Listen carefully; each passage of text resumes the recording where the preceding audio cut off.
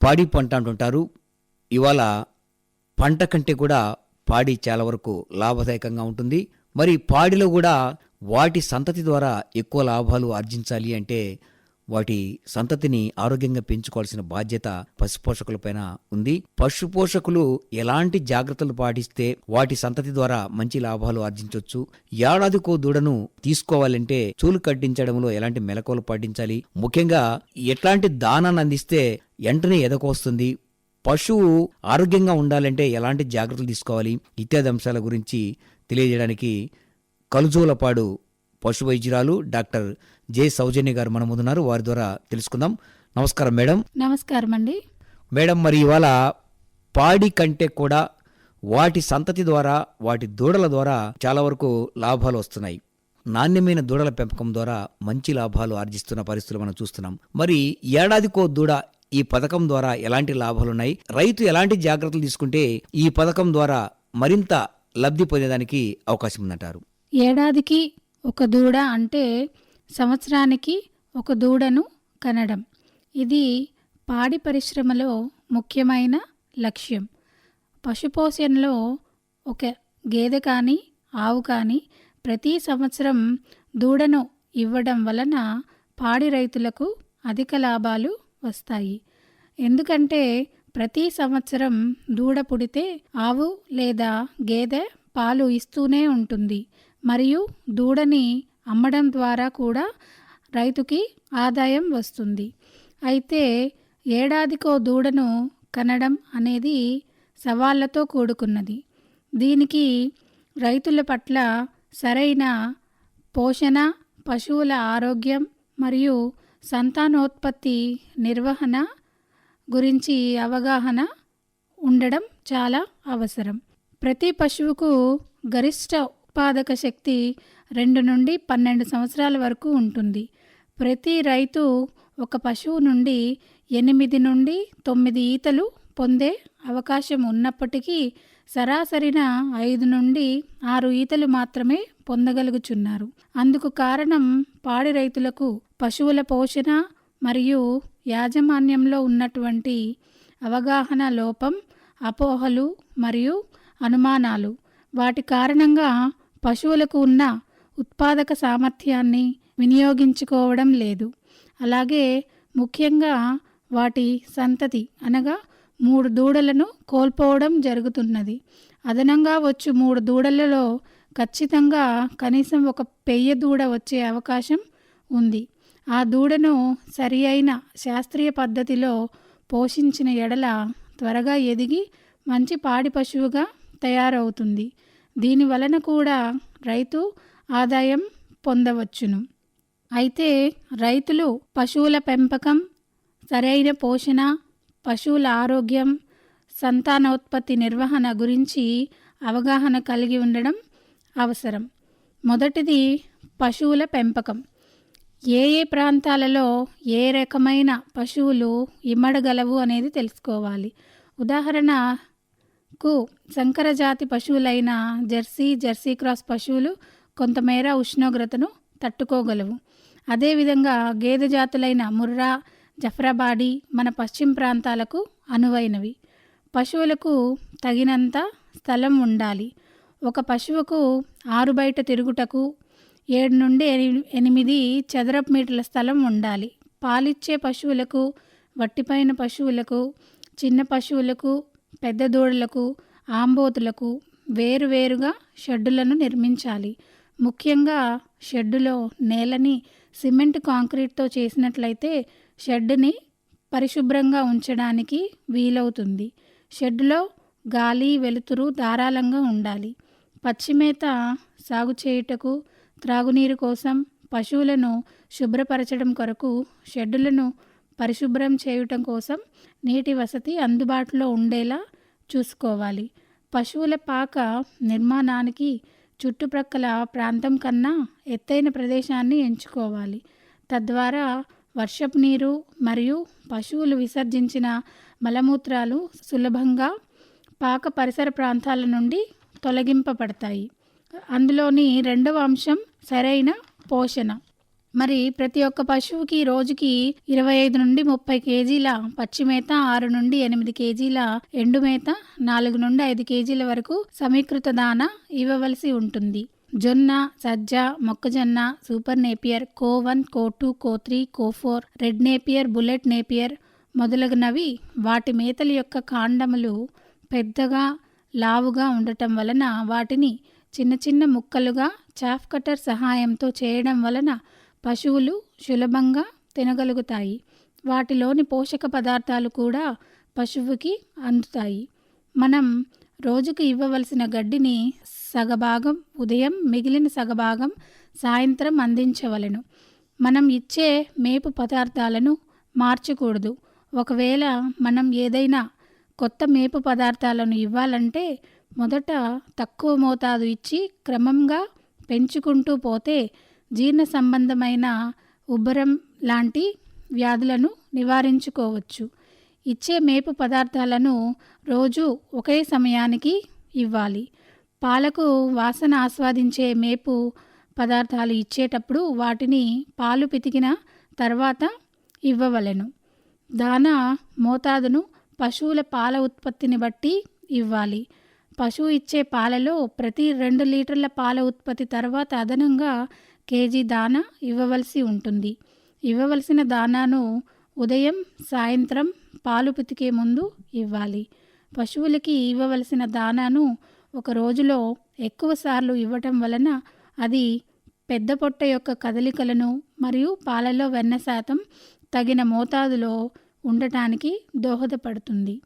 ఇవ్వవలసిన దానా మిశ్రమమును సరైన పద్ధతిలో, సరైన స్థలంలో, వెలుతురు, గాలి ప్రసరించే మరియు తేమ లేని ప్రదేశంలో జాగ్రత్తగా నిల్వ చేసుకోవాలి. లేని ఎడల శిలీంధ్రాలు పెరిగి దానాను పాడు చేస్తాయి.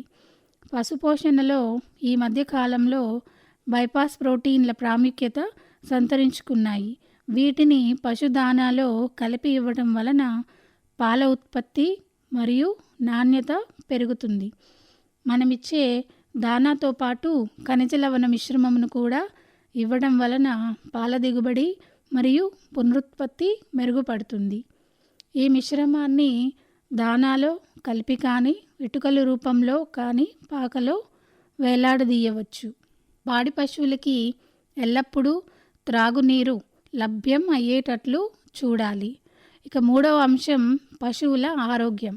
ప్రతి పశువుకి 6 నెలలకొకసారి పశువైద్యుల సలహా మేరకు నట్ల నివారణ మందులు తప్పకుండా ఇవ్వాలి. నట్ల నివారణ మందులు ఇవ్వకపోవడం వలన పశువులు ఎక్కువగా అనారోగ్యానికి గురి అయ్యే ప్రమాదం ఉంది. వ్యాధి నిరోధక శక్తి మందగిచ్చినప్పుడు పశువులకు త్వరగా అంటువ్యాధులు సోకే ప్రమాదం ఉంది. ఉదాహరణకి ఆస్కారియోసిస్ కారణంగా తల్లి పశువు నుండి దూడలకు ఈ వ్యాధి వ్యాపిస్తుంది. ఈ వ్యాధి వ్యాపించడం వలన దూడలు తెల్లగా పారుకుంటూ 3 నెలల్లోపే దూడలు మరణించడం కూడా జరుగుతుంది. అంతేకాకుండా ప్రతి పశువుకి గొంతువాపు, గాలికుంటు వ్యాధి టీకాలు తప్పనిసరిగా వేయించాలి. అప్పుడప్పుడు పశువులకు అవసరం అనిపించినప్పుడు తగిన మోతాదులో లివర్ టానిక్లు, కాల్షియం టానిక్స్లు కూడా ఇవ్వాలి. పశువులను బాహ్య పరాన్న జీవులైనటువంటి ఈగలు, దోమలు, పిరుదులు ఇలాంటి వాటి నుండి సంరక్షించుకోవాల్సిన అవసరం ఎంతైనా ఉంది. ఎందుకంటే వర్షాకాలంలో ఈ బాహ్య పరాన్న జీవుల ద్వారా ట్రిప్నోసోమియాసిస్, బెబీషియోసిస్, అనాప్లాస్మోసిస్ ఇలాంటి వ్యాధులు ప్రబలే అవకాశం ఉంది. ఈ వ్యాధుల వలన పశువులు మరణించే అవకాశం కూడా ఉంది. కాబట్టి పశువులకు ఈగలు, దోమలు వ్యాధులు ప్రబలే సమయంలో దోమతెరలు కట్టి ఉంచటం అలాంటి జాగ్రత్తలు తీసుకోవాల్సిన అవసరం ఉంది. అంతేకాకుండా పశువులకు వచ్చే పాల జ్వరం, కిటోసిస్, హైపోమెగ్నెసిమిక్ టెటనీ, పొదుగువాపు వ్యాధి ఇలాంటి వ్యాధులు రాకుండా జాగ్రత్త పడాలి. ఇవే కాకుండా కాలానుగుణంగా వచ్చే వ్యాధుల గురించి ఎప్పటికప్పుడు పశువైద్యులను సంప్రదించి తెలుసుకోవాల్సిన అవసరం ఎంతైనా ఉంది. ఇక 4వ అంశానికి వచ్చేసరికి సంతానోత్పత్తి నిర్వహణ. ఇది చాలా ముఖ్యమైన అంశం. పశువుల సంతానోత్పత్తి నిర్వహణలో ముఖ్యమైన ఘట్టం ఎదను గుర్తించడం. కొన్ని లక్షణాలు: పాల దిగుబడి తగ్గడం, మేత తినకపోవడం, అరవడం, ఎక్కువగా మూత్రం పోయడం, తోక పైకి లేపి ఉంచడం, ఇతర పశువుల పైకి ఎక్కడం. ఇలాంటి కొన్ని లక్షణాలు రైతులు గమనించి సరైన సమయంలో ఎదసూది చేయించాల్సిన అవసరం ఉంటుంది. గేదెలలో మూగ ఎదలు సైలెంట్ హీట్ సర్వసాధారణం. అంటే గేదెలు ఎదకి వచ్చినప్పటికీ లక్షణాలు బహిర్గతం కావు. కాబట్టి రైతులు తమ పశువులను ప్రతిరోజు ఉదయం, సాయంత్రం ఎద లక్షణాల కొరకు పరిశీలించాలి. గేదెలు ఎదకు వచ్చినప్పటికీ అరవవు, కానీ తీగలు వేస్తుంది. అది గమనించి రైతులు తమ పశువులకు కృత్రిమ గర్భధారణ చేయించాలి. అసలు ఎదసూది ఎప్పుడు చేయించాలి? సరి అయిన సమయంలో కృత్రిమ గర్భధారణ చేయిస్తేనే కట్టు లేదా చూలు నిలిచే శాతం ఎక్కువగా ఉంటుంది. సాధారణంగా గేదెలలో అయితే ఎదకాలం 24 నుండి 36 గంటలు, అదే ఆవులలో అయితే 18 నుండి 24 గంటల వరకు ఉంటుంది. అందుకని ఆవులలో అయితే ఉదయం ఎదకు వస్తే సాయంత్రం ఎదకు వస్తే మరుసటి రోజు ఉదయం యసూది చేయించాలి. కానీ గేదెలలో అలా కాదు. ఎదలక్షణాలు కనిపించిన 16 నుండి 24 గంటల తర్వాత ఎదసూది చేయిస్తే ఎక్కువ శాతం పశువులు చూలు నిలిచే అవకాశం ఉంది. ఎదసూది చేసిన తర్వాత పశువులకు మేత, నీరు ఇవ్వాలి. పశువుకు తగినంత విశ్రాంతి ఇవ్వాలి. కొన్ని పశువులలో ఎదలక్షణాలు 3 నుండి 4 రోజులు ఉండటం, ఒక్కోసారి ఎదసూది వేసిన 7 లేదా 10 రోజులకు మరలా తిరిగి ఎదకు రావడం, లేదా ప్రతిరోజు తీగలు వేస్తూ ఎదలక్షణాలు చూపిస్తున్నట్లయితే పశువైద్యులని సలహా మేరకు చికిత్స చేసిన తర్వాత ఎదసూది చేయించాలి. కృత్రిమ గర్భధారణ చేయించిన తర్వాత 3 నెలల లోపు చూడి పరీక్ష చేయించవలెను. చూడి కట్టిన తర్వాత పశువు గర్భంలోని దూడ యొక్క పోషణకు 5వ నెల నుండి 7వ నెల వరకు రోజుకు 1/2 కేజీ దానాను మరియు 8వ నెల నుండి ఈనేంత వరకు రోజుకు కేజీ దానాను అదనంగా ఇవ్వాలి. అప్పుడే చూడి పశువు ఆరోగ్యంగా ఉండి మంచి దూడను ఇవ్వడం జరుగుతుంది. పశువులు 6 నెలలు మరియు 9 నెలల చూడితో ఉన్నప్పుడు నట్టల నివారణ మందులు వాడినచో పుట్టిన దూడలలో నులిపురుగులు బెడద ఉండదు. 7వ నెల చూడి పూర్తి అయ్యేలోపు పాలు పితకడం ఆపివేయాలి. ఈ రకంగా చేయడం వలన పశువు తన పాడి కాలంలో నష్టపోయిన శక్తిని తిరిగి పుంజుకొని ఈనిన తర్వాత మరలా అధిక పాల దిగుబడిని ఇస్తుంది. పాలు పితకడం ఆపివేసిన తర్వాత ప్రతి చనుకట్టులో యాంటీబయోటిక్ మందులను ఎక్కించటం వలన ఈనిన తర్వాత పొదుగువాపు వ్యాధి రాకుండా నివారించవచ్చు. ఈనటానికి నెల రోజుల ముందు నుండి మొలకెత్తించిన ఉలవలు రోజుకు 1/2 కేజీ చొప్పున కొంచెం బెల్లం మరియు ఉప్పు వేసి రుబ్బి తినిపించటం వలన పశువు ఈనిన తర్వాత మాయ నిలిచిపోకుండా సులువుగా పడిపోతుంది. ఈనిన తర్వాత పాలు కూడా బాగా పడతాయి. ఆవులలో అయితే చూడి కాలం 9 నెలల 9 రోజులు, గేదెలలో అయితే 10 నెలల 10 రోజులు. చూడి కాలం పూర్తి అయ్యి ఈనే సమయంలో ఏదైనా ఇబ్బంది ఉంటే పశువైద్య సిబ్బందిని సంప్రదించాలి. సాధారణంగా పశువు ఈనిన గంట నుండి 10 గంటల లోపు మాయ పడిపోతుంది. మాయ పడిపోకపోతే మాయ వేయటానికి అవసరమైన రిప్లాంటా, ఎక్సాపార్, యూట్రిఫిట్, గైనికాల్ లాంటి మందులు వాడినచో కరిగిపోయి దానంతట అదే పడిపోతుంది.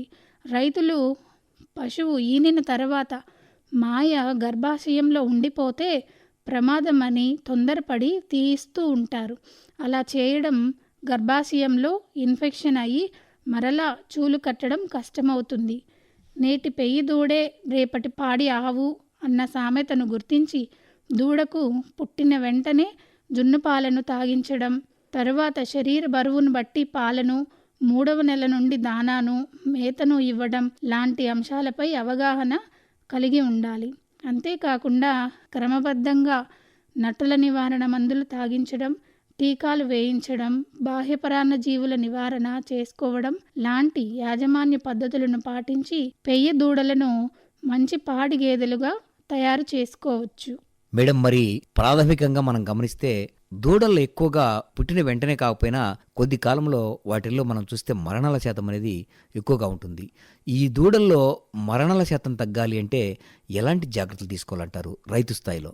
మొదటిదండి, పుట్టిన వెంటనే దూడకు ఖచ్చితంగా జున్నుపాలైతే పట్టించాలి.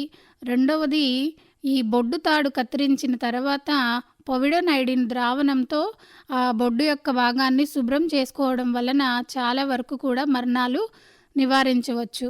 మూడవది, న్యూమోనియా కానీ తెల్లపారుడు రోగం కానీ ఇలాంటి వ్యాధులు ఈ దూడలలో ముఖ్యంగా వర్ణాలకి కారణమవుతుంటాయి. అలా జరగకుండా ఉండాలంటే 3 నుంచి 4 రోజుల వరకు దూడలకు యాంటీబయాటిక్ మందులు పశువైద్యుల సలహా మేరకు నీళ్ళల్లో కానీ పాలల్లో కానీ తాపించినట్లయితే దూడల్లో మరణాల శాతం తగ్గించుకోవచ్చు. అంతేకాకుండా టెటనస్ రాకుండా ఒక ఫస్ట్ డేన అంటే దూడ పుట్టిన రోజునే టీటీ ఇంజెక్షన్ కూడా చేయించుకున్నట్లయితే ఆ దూడ ఆరోగ్యంగా ఉండడానికి దోహదపడుతుంది. అదేవిధంగా దూడలలో 6 నెలల వయసు వచ్చే వరకు ప్రతి నెలకు ఒకసారి ఖచ్చితంగా కూడా నట్ల నివారణ మందు త్రాగించాల్సిన అవసరం ఉంటుంది. దాని వలన దూడకి వ్యాధి నిరోధక శక్తి పెంపొంది దూడలో ఆరోగ్యంగా ఉండడానికి సహాయపడుతుంది. 6 నెలల వయసు తర్వాత ప్రతి 3 నెలలకు ఒకసారి నట్ల నివారణ మందు తాపించాలి.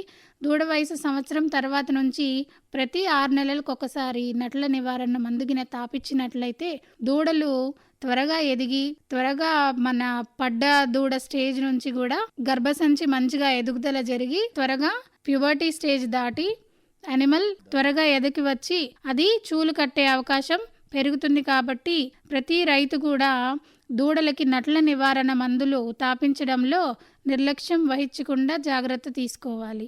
ఏడాదికో దూడ ఈ పథకం గురించి పశుపోషకులకు చక్కటి విషయాలు తెలియజేశారు. నమస్కారం మేడం. థ్యాంక్ యూ అండి.